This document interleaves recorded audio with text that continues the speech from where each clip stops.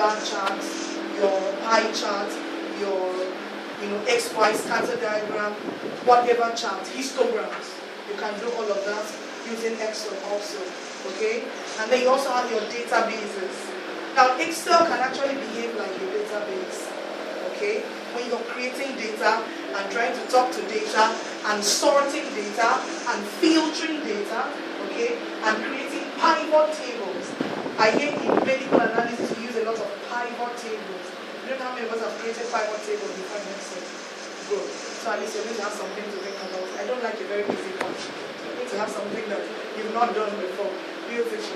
So we're also going to talk to Excel as a database. To use it to, you have so much data. Medical data come in volumes. You can have several tons of data.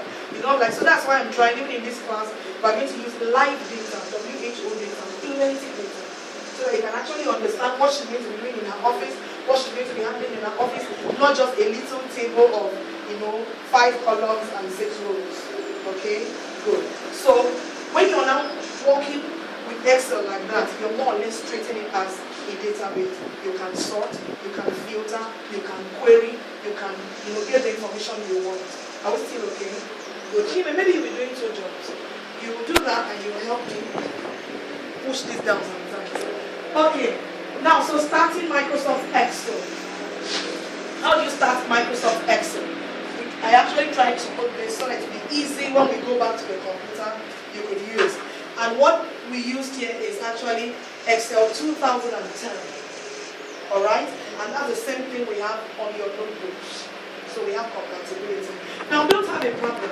If your office is still using 2003, which I'm aware, most ministries still use 2003, that's if you use something better, there's no problem.